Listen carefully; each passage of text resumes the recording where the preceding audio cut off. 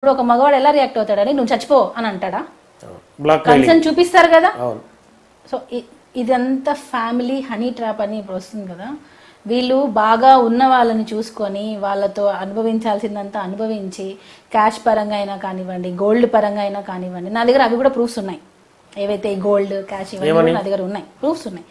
అంటే ఆమె మాస్టర్ ఆమెకి గోల్డ్ ఏమి ఇచ్చారు, ఇచ్చారు అడగడా, నాకు ఈ గిఫ్ట్ కొనిస్తావా, నాకు అది కొనిపిస్తావా, నాకు ఇది కొనిపిస్తావా అంటే ఎందుకని అడిగేది గిఫ్ట్ కొనిచ్చామని? సరదా అండి. ఎందుకు అంటే ఇంక నేనేం చెప్పాలి, నాకు మా ఇంట్లో ఫ్యామిలీ ప్రాబ్లమ్స్ ఉన్నాయి మాస్టర్ ఇప్పించండి అని అంటే ఏం చెప్తారు మీరు? ఇప్పుడు నాకు వాళ్ళ మదర్ ఏంటంటే నువ్వు ఏమైనా చెయ్యి, మనం ఇక్కడికి వచ్చింది దేనికి? సంపాదించడం కోసం. మనం టాప్ పొజిషన్ లోకి వెళ్ళాలి, నువ్వు ఏమైనా చెయ్యి. లేకపోతే ఇద్దరు పిల్లలున్న మగవాడి దగ్గరికి ఏ తల్లి పంపిస్తుందండి? నాకు అర్థం కాదు.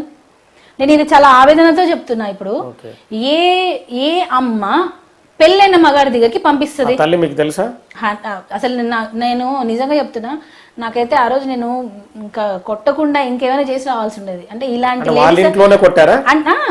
ఇలాంటి లేడీస్ ఇలా కేసు పెడతారని తెలిసి ఉండుంటే ఏది ఇలా రాంగ్ గా అబద్ధాలు చెప్పి, ఆల్రెడీ ఆ అమ్మాయి అబద్ధాలు చెప్పి మాయమాటలు చెప్పే మాసదిగకి ఎంటర్ అయింది. ఇది ఈ వాళ్ళ అమ్మ వాళ్ళ నాన్న వీళ్ళందరూ ఏంటంటే వాళ్ళకి పని కావాలి.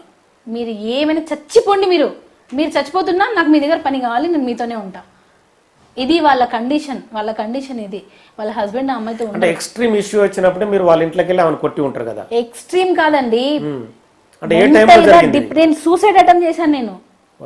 ఆ అమ్మాయి ఎంత డిస్టర్బ్ చేసిందంటే లిటరల్ గా నా పిల్లలకు దూరం చేసింది. నాకు దూరం పక్కకు పెట్టండి, నా పిల్లలకు దూరం చేస్తుంటాను.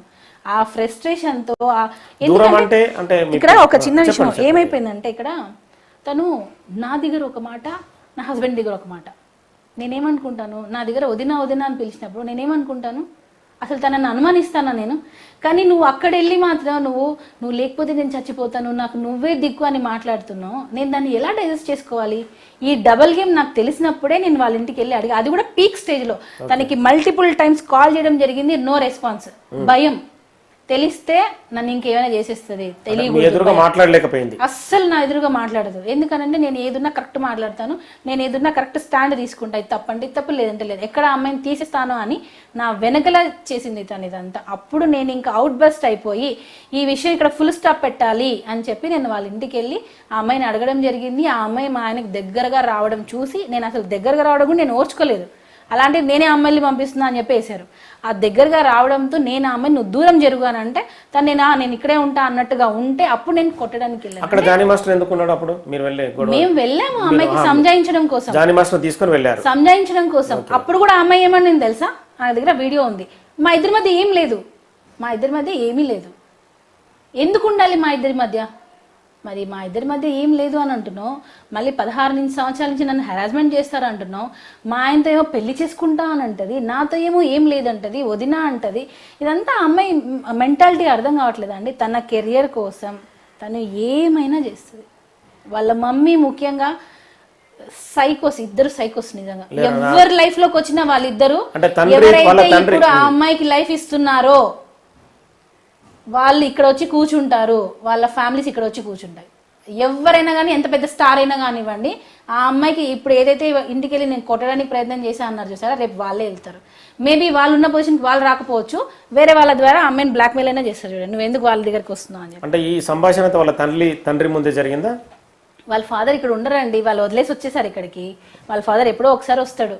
ఒక ఫాదర్, ఒక మదర్, ఒక మంచి గైడెన్స్ ఉంటే పిల్లలు ఇలా ఉండరు.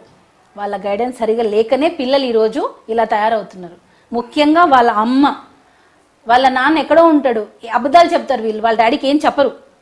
నా దగ్గర అది కూడా ఆడియో ఉంది. వాళ్ళ డాడీకి ఇక్కడ ఏం జరుగుతుంది అనేది ఏమీ చెప్పరు, అన్ని అబద్ధాలు చెప్తారు, ఏది నిజాలు చెప్పరు. ఇప్పుడు నాన్న అక్కడెక్కడో ఉంటాడు, కూతురు తల్లి ఏం చేస్తారు అనేది ఎలా తెలుస్తుంది? ఆ అమ్మాయి ఇష్టంగా నేను కన్వర్ట్ అవుతానంటది, ఆ అమ్మాయి ఇష్టంగా నేను పెళ్లి చేసుకుంటాను నిన్ను అని అంటది. వాళ్ళ డాడీ దగ్గరికి వెళ్ళి నన్నే మాస్టర్ ఫోర్స్ చేశారు అని అంటది. కూతురు మాట నమ్ముతారా, జానీ మాస్టర్ మాట నమ్ముతారా? కూతురు మాటే నమ్ముతారు. సో ఆ ఫాదర్ అనేవాడు ఇక్కడ ఉండి చూసుకుంటే పిల్లలు ఇద్దరు అమ్మ నాన్న చక్కగా అమ్మాయిని పెంచుంటే ఆ అమ్మాయి ఈ రోజు ఇలాగా రాంగ్ ఎలిగేషన్స్ చేసేది కాదేమో. అట్లీస్ట్ కేసు పెట్టేటప్పుడైనా వాళ్ళ అమ్మ గైడ్ చేసి ఉండాల్సిందే. 16 సంవత్సరాల నుంచి జరుగుతుంది అన్నప్పుడు వాళ్ళ అమ్మ ఏం చేస్తుంది? ఆ అమ్మాయిని వదిలిపెట్టండి, నోరు నొక్కేశారని అన్నారు. ఒకసారైనా నీ పిల్ల మీద నువ్వు కన్నేవా? ఇప్పుడు పేరెంట్స్ అనేవాళ్ళు కరెక్ట్గా ఉంటే పోనీవండి, కరెక్ట్గా లేకపోయినా పిల్లలు పెద్ద పొజిషన్లో వెళ్ళిన వాళ్ళు ఉన్నారు, కాదనట్లేదు. ఇక్కడ ఏంటంటే నాకు ఇప్పుడు ఆలియా కానీ మా పాప మా బాబు సిరాజ్ అయినా కానీ వాళ్ళు స్కూల్ నుంచి వచ్చిన తర్వాత డల్గా ఉంటే నేను అడుగుతా, ఎందుకు సిరా డల్గా ఉన్నావు అని, ఎందుకు ఆలియా డల్గా ఉన్నావు అని నేను అడుగుతా. సో అలాంటిది వాళ్ళ ఆ అమ్మాయి ఇన్ని సంవత్సరాల నుంచి హెరాస్మెంట్ అన్నప్పుడు మదర్గా నువ్వేం చేస్తున్నావు అడగవా? అంటే నువ్వు అసలు తల్లి పాత్ర పోషిస్తున్నావా?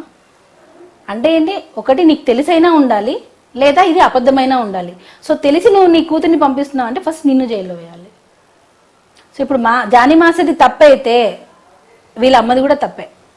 ఎందుకనంటే తెలిసి కూడా నువ్వు ఎందుకు కాముకున్నావు అంటే నీ కూతుర్ని నీ ఇష్టం వచ్చినట్టు పంపిస్తావా? ఇప్పుడు మదర్కి చెప్పుకోలేకపోయింది అని అంటే ఆ చెప్పుకోలేని ఫ్రీడమ్ నువ్వు ఎందుకు ఇవ్వలేదు కూతురికి? అంటే డ్యాన్స్ నేర్చుకుంటున్నాను అనుకోవచ్చు అట్లా కూడా. ఎక్కడ డాన్స్ నేర్చుకుంటుంది? అమ్మాయి పుట్టినప్పటి నుంచి డాన్స్ నేర్చుకుంటూనే ఉంది. ఓకే, మరి ఎక్కడ డాన్స్ నేర్చుకోవడానికి దీనికి ఏం సంబంధం? జానీ మాస్టర్ దగ్గరకు వచ్చాడు, డాన్స్ నేర్చుకోలేదు. అవకాశాల కోసం, సరే అదే నిజం అనుకుందాం, అవకాశాల కోసం నిన్ను నువ్వు వదులుకుంటావా? నీకంటూ సెల్ఫ్ రెస్పెక్ట్ లేదా? అంటే మీ ఫ్యామిలీకి లేదా? వదిలేసుకుంటారా మీరు? అవకాశాల కోసం వదిలేసుకుంటారా? అంటే మీరు వదిలేసుకున్నా మీరు టాప్లోకి వెళ్ళిపోవాలి, అంతేనా? అలాంటప్పుడు ఈ రాంగ్ ఎలిగేషన్స్ ఎందుకు? మరి ఇష్టంగా వచ్చి నన్ను ఒప్పుకోండి, మరి ఎందుకు ఇవన్నీ? మరి ఒకటి నీ ఇష్టంగా అయినా వచ్చి ఉండాలి, లేదా ఇవి రాంగ్ ఎలిగేషన్స్ అయినా అయి ఉండాలి. బలవంతంగా చేశాడారంటే ఏం చేస్తున్నారు మీరు ఇన్ని రోజులు చెప్పకుండా? కూతురికి చిన్న పిల్ల కాదండి ఆ అమ్మాయి, అమ్మాయి ఏం చిన్నపిల్ల కాదు. ఇది నన్ను ఇలా బలాత్కారం చేశారు, మల్టిపుల్ టైమ్స్ హోటల్లో రూమ్స్ బుక్ చేశారని అంటే ఇప్పుడు అవుట్డోర్ షూటింగ్స్కి వెళ్తారు, మరి స్టేయింగ్కి ఇక్కడ రోడ్ మీద పడుకోబెడతారా ఆర్టిస్టులని? ఇప్పుడు అసిస్టెంట్ కొరియోగ్రాఫర్స్, డాన్సర్స్ వీళ్ళందరూ వస్తారు, వాళ్ళకి రోడ్ల మీద ఇస్తారా బెడ్షీట్లు ఇచ్చి పడుకోండి అని? రూమ్సే కదా బుక్ చేస్తారు.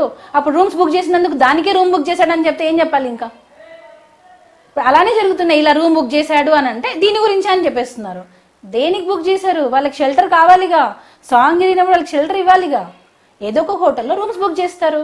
మరి ఇక్కడ జానీ మాస్టర్ చేసే తప్పు ఏంటంటే తనతో పాటు ఈక్వల్గా ట్రీట్ చేయడం తప్పు. మనము కింద వాళ్ళని కింద వాళ్ళలాగానే చూడాలి, మనతో పాటు మెయింటైన్ చేయకూడదు. మనతో పాటు చేసామని అంటే వాళ్ళిద్దరికి ఏదో ఉంది, ఉన్నారు, వాళ్ళిద్దరు కలిసి ఎంజాయ్ చేశారు, ఇంతే. అదే అసిస్టెంట్స్ కంటూ వాళ్ళని